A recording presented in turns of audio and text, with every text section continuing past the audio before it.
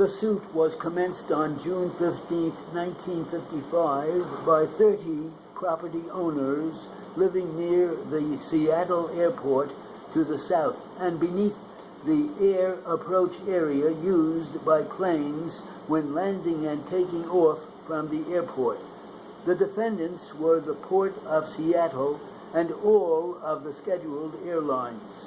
Between June 15, 1955 and January 1956, 37 additional property owners, somewhat similarly situated, including the 5 appellants, were joined as parties plaintiff by court order, making a total of 67 plaintiffs. The trial court granted summary judgment against 6 of the plaintiffs.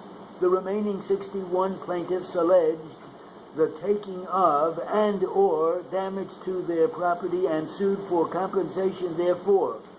They alleged that the damage and or taking has been occasioned by A, frequent flights directly over and close to their land by the airlines, B, the terrifying volume of noise attendant to such flights, plus the warming up period prior to takeoff, and C, the inherent fear resulting from such flights. Although there are numerous plaintiffs, there is only one basic complaint. It suggests alternative theories of liability under the doctrines of 1, nuisance, 2, trespass, 3, constitutional taking, or 4, constitutional damage. The complaint asks that liability be determined to be joint and or several. It alleges that the acts which occasioned this litigation have been continuous from and after June 15, 1952. It is not clear why that particular date was chosen, since the airport was completed in 1949.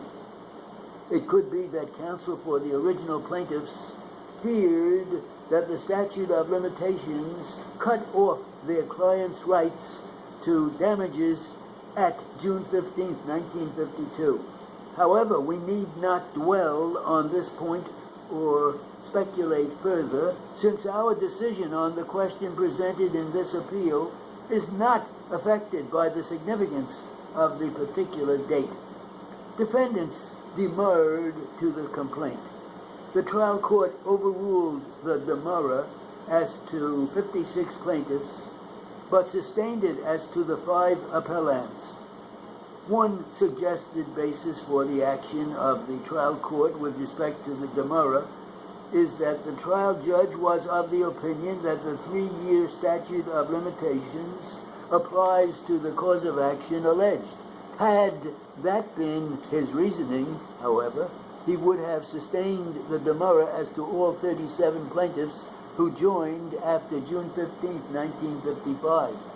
The basis for the trial court sustaining the demurrer as to appellants' complaints, therefore, would appear to be because they are the owners of vacant land. Apparently, the trial judge concluded that as to vacant land, the law does not recognize as compensable the type of damage which appellants allege has occurred in this case. The only factor involved appears to be property damage. Not even the owners of developed land sued because of impairment of their health.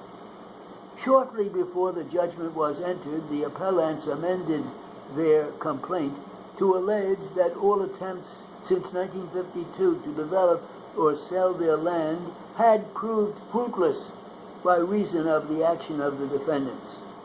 The actual monetary damage to such land may well be greater than that to vacant land, but it is of the character of the invasion, not the amount of damage resulting from it, so long as the damage is substantial, that determines the question whether it is a taking. United States versus Kress, 243 U.S.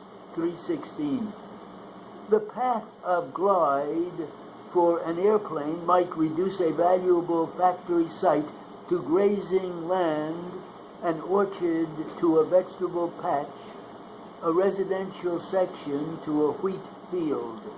Some value would remain, but the use of the airspace immediately above the land would limit the utility of the land and cause a diminution in its value. United States versus Cosby, 328 U.S. 256. We believe the disposition we make of this appeal is determinative of the issues of law which were presented by the plaintiffs in this action. They all had a cause of action, including the appellants. If the complaint stated a cause of action, the question remaining is the amount of damage each plaintiff can prove. That is a question of fact, which cannot be determined by demurrer. Perhaps the airlines have recognized that fact